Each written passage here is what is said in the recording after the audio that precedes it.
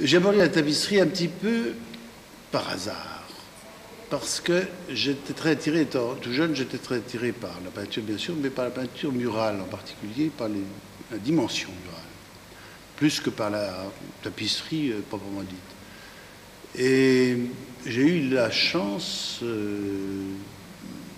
très très particulière de rencontrer Jean Lurçat.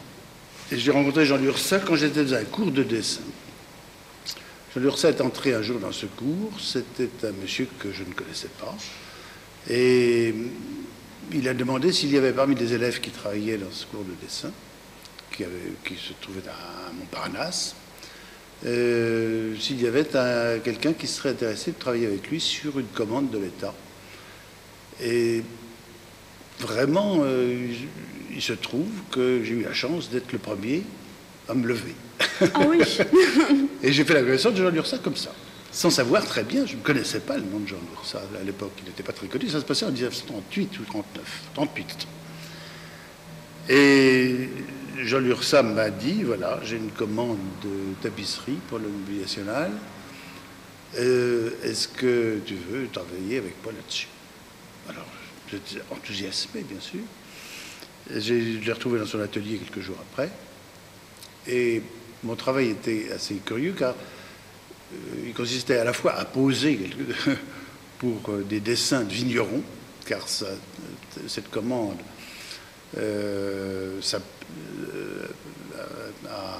été à l'origine d'une tapisserie qui s'appelle Les Vignerons, et qui est une très grande tapisserie. Et j'ai posé pour certains vignerons, et puis je dessinais aussi les vignerons. Pour certains vignerons. Il y a un vigneron qui me ressemble vraiment très fort, et c'est moi. Voilà, j'étais tout jeune, et j'ai commencé comme ça, enfin, à m'intéresser un peu à la tapisserie de cette façon-là.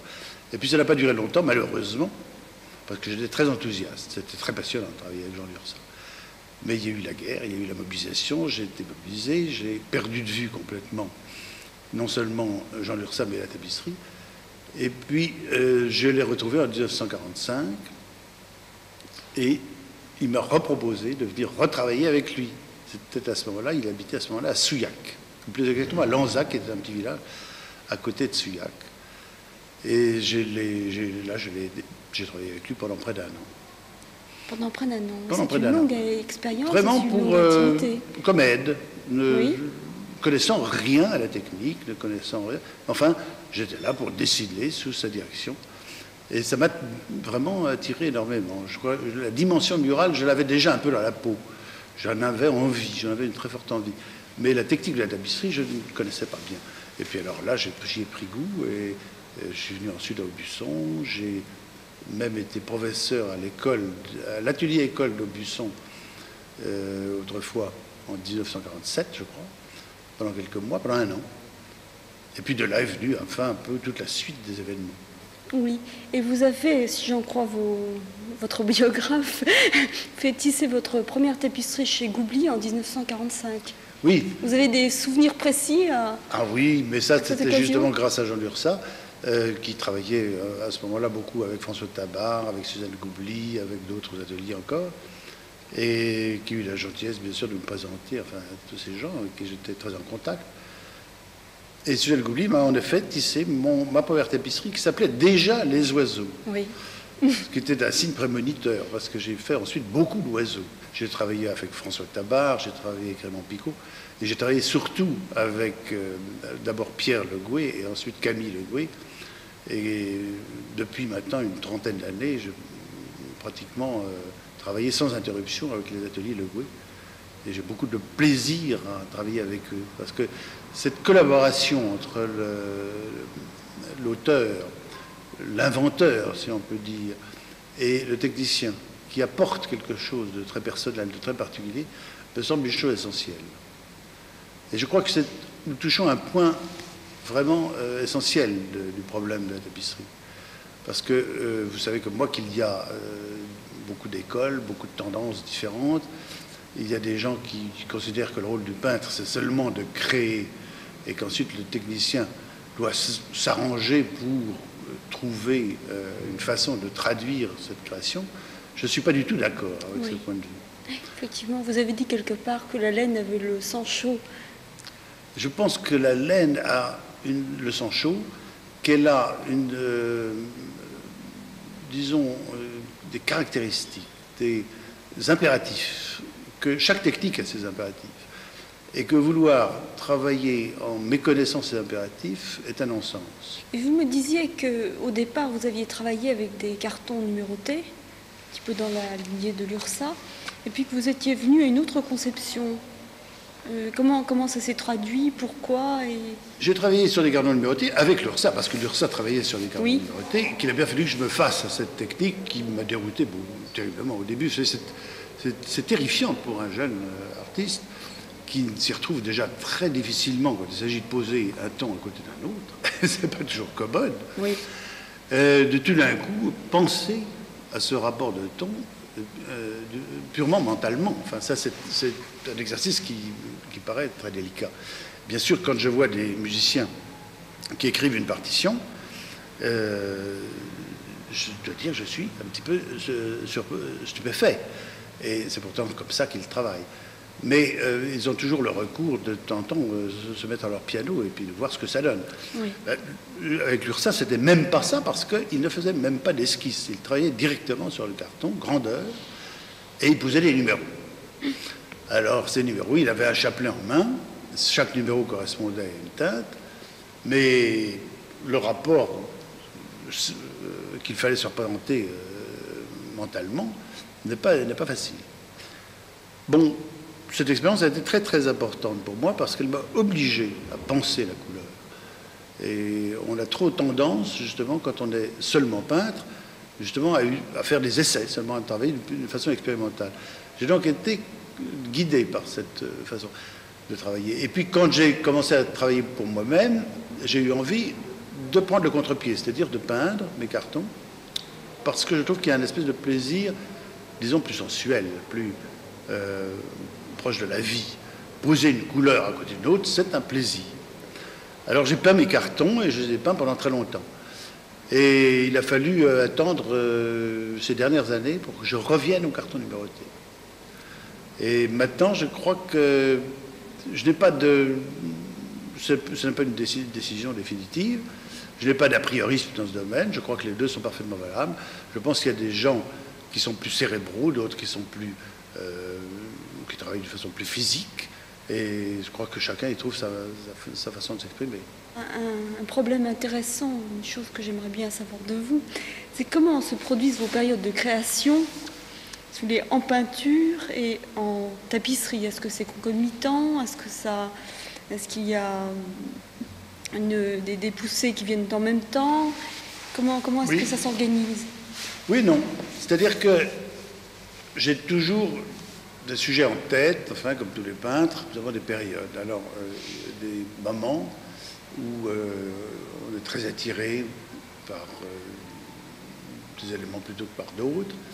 Et en général, ils coïncident. Enfin, je veux dire qu'il y a, par exemple, dans mon travail, des périodes où la nature a pris une importance considérable. J'ai fait toute une série de peintures et aussi de tapisseries sur l'eau, sur le feu, sur les constellations, sur des éléments comme ça. Et puis sur des envols d'oiseaux, sur des... Puis alors il y a des thèmes qui ne peuvent pas coller en tapisserie. Il y a des thèmes qui je veux dire, enfin par exemple, collent beaucoup mieux avec la dimension d'une toile, d'une voiture de chevalet, mais que je n'aurais pas envie de traduire sur de grandes surfaces. Oui, il y a d'autres thèmes, par contre, par exemple, j'ai fait toute une série de travaux tout récents sur des silhouettes de personnes. Oui. Et sur des rêves de portraits. Ce ne sont pas des portraits, ce sont des rêves de portraits. Et je ne vois pas du tout la possibilité de faire ça en tapisserie. La dimension ne s'y accorde pas. Le problème de l'échelle, je crois, est très important. Alors, ma façon de travailler est un peu la suivante. Je dessine énormément. Et mes dessins, je les punaise sur les murs de mon atelier. Alors j'ai un grand atelier et tous ces dessins viennent prendre place, comme ça, sur les murs. Et curieusement, je me suis rendu compte qu'il y a des dessins qui s'imposent à moi pour la tapisserie et d'autres qui s'imposent pour la peinture. Ah oui. Je veux dire par là qu'il y a des dessins, tout d'un coup, Un matin, en arrivant dans mon atelier, je vois un dessin, je découvre un dessin que j'ai fait peut-être que 2 mois plus tôt, mais je le redécouvre et je me dis, mais celui-là, il faut que j'agrandisse. Il a besoin d'une dimension. Puis d'autres, pas du tout. Il y en a qui sont à leur dimension définitive et il n'est pas question pour moi d'en faire autre chose que de les laisser dessins. Puis il y en a d'autres qui appellent une couleur. Il y en a tout d'un coup que je vois comme ça se transformer avec des rapports de ton que je n'avais pas du tout imaginé au départ. Alors c'est tout ce chemin qui me conduit, à partir de certains dessins, qui sont quelquefois très proches, à aller tantôt vers la peinture, tantôt vers la tapisserie. Beaucoup de gens sont un peu surpris, quelquefois, en voyant mon travail en tapisserie, mon travail en peinture, et il y a des divergences totales. Il y a même des périodes où j'ai fait parallèlement des tapisseries et des peintures qui sont assez éloignées. Par exemple, j'ai fait toute une série sur l'eau à une certaine époque, et mes peintures sur l'eau ressemblent assez peu à mes tapisseries sur l'eau. J'ai fait toute une série sur les constellations en tapisserie, mais je n'ai jamais fait une toile sur les constellations. Oui. Ça ne me venait pas à l'esprit. Il me fallait une dimension, vous voyez, pour exprimer ce sujet. Un espace... Alors il y a quand même des choses tout à fait complémentaires, et c'est très important pour moi d'arriver à mener les deux de front, mais pas d'une façon Vous avez l'impression que les deux techniques se nourrissent l'une de l'autre. Absolument. Elles se nourrissent, elles se complètent, et je serais très malheureux si on me privait de l'une au détriment de l'autre. Et vous me disiez donc dans le très beau texte que Jean Paulhan a écrit à propos d'une exposition double que vous aviez faite en 1962, d'une part à la Demeure et d'autre part à la galerie Pierre Domecq. Oui. Vous me disiez que finalement vous aviez été un peu surpris de ces interprétations. Par le texte de Jean Paulhan. Oui. Oui, mais c'est un peu le même problème, je crois. Enfin, lui voyait dans... Je crois que c'est la confrontation de deux créateurs. Absolument. Alors, lui voyait dans mes peintures et dans mes tapisseries des choses que moi, je ne voyais pas du tout. Alors, c'est très, très intéressant, c'est très passionnant, et surtout quand il s'agit d'une personnalité comme celle de Jean Paulhan. Mais la chose qui m'a le plus surpris, c'est que ce texte commence par une phrase, je ne saurais plus la dire du tout de mémoire, mais qui dit à peu près que ces peintures ne me ressemblent pas tellement. Oui, effectivement. Et quand j'ai lu ça la première fois, je dis, mais comment, Jean, pouvez-vous dire ça? C'est terrible ce que vous me dites là. Je tiens beaucoup à ce qu'elle me ressemble. Alors il m'a dit, non, je pense qu'elle ne vous ressemble pas tellement. Je pense que vous y mettez le côté caché de votre nature. Oui, d'ailleurs c'est très révélateur puisqu'il termine son paragraphe qu'avec Wojcinski, on est bien loin de toutes ces histoires. Quand on regarde très rapidement l'ensemble de votre œuvre, on a l'impression que vous allez de plus en plus vers une épuration, vers un allègement, un espace. Vous savez, je crois que c'est très général. Je ne sais pas si vous avez la même impression que moi. J'ai toujours été surpris quand je vois des rétrospectives d'artistes. C'est presque toujours le cas. C'est presque toujours une espèce d'épuration. C'est presque toujours d'essayer d'enlever tout ce qui est inutile. Oui. Et alors, je me souviens d'un mot que j'ai lu un jour dans un texte de Braque, qui disait qu'il fallait effacer tous les adjectifs. Et je pense que ça m'a beaucoup aidé, cette phrase de Braque. Je pense que quand on est jeune, on a envie de dire les choses avec beaucoup de générosité, de profusion, et qu'on pense que plus il y aura de choses, plus il y aura de couleurs, plus il y aura de nuances, plus il y aura de détails, plus on montrera une nature riche. Et je crois que c'est pas vrai du tout.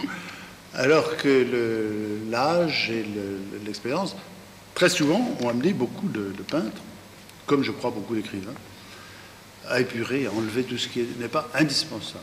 En tout cas, ça a été dans ce sens-là que j'ai essayé, moi, d'évoluer. Et alors, curieusement, maintenant que je deviens un petit peu un vieux bonhomme, eh bien, je commence à avoir envie de rajouter certaines choses. Je reviens à une conception un peu haute. J'ai l'impression d'avoir été quelquefois peut-être trop loin dans ce sens-là. Mais enfin, ça, c'est une espèce de mouvement de va-et-vient qui est normal. Et vous reprenez les mêmes thèmes d'une autre manière Exactement. J'ai eu comme ça toute une série de thèmes dans mon travail. Je vous parlais tout à l'heure des éléments, de l'eau, du feu, des constellations. J'ai fait énormément de vols d'oiseaux. Et maintenant, je fais des oiseaux dans les constellations.